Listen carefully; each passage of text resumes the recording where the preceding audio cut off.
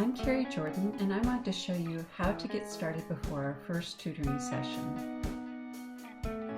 I'll be sending you an email called Getting Started for Tutoring, Scheduling a Time. And in this email, there'll be two links.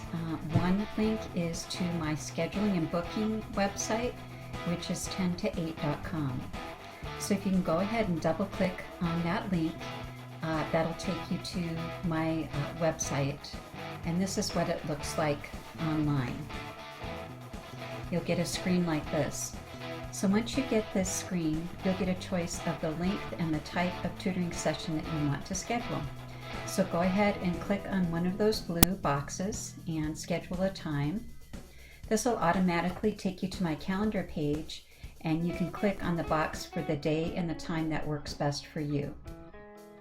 Once you've got that done, you'll be sent to the next page on the website where you'll enter your name, your email address, and your mobile phone number. And please note, if you're in the United States, you need to click on the globe phone icon and pull down until you get to the United States, and then go ahead and enter your number. Finally, if you can check the box that gives permission to use your information for the booking and click either Add another booking or pay. Lastly, you can pay by PayPal or credit card. And if you don't have a PayPal account yet, you'll need to go ahead and set that up. It's easy and it's free, and you can even get a phone app that allows you to schedule and pay online. So that's the first step. After you've completed that, you can go ahead and close out the website.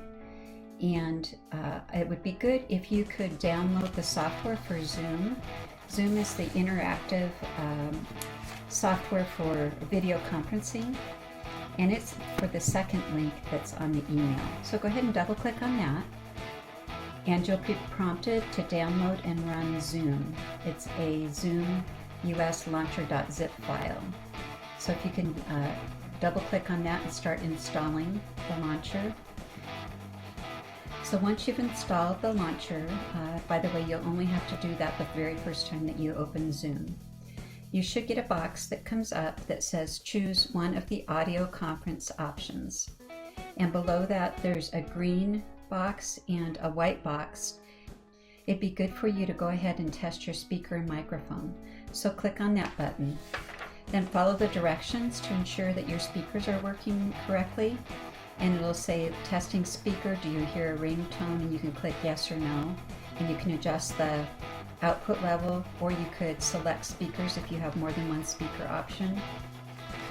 And then when you speak into the microphone, you should hear your voice replayed. And you will get some buttons that say speak and pause. Did you hear a replay, yes or no?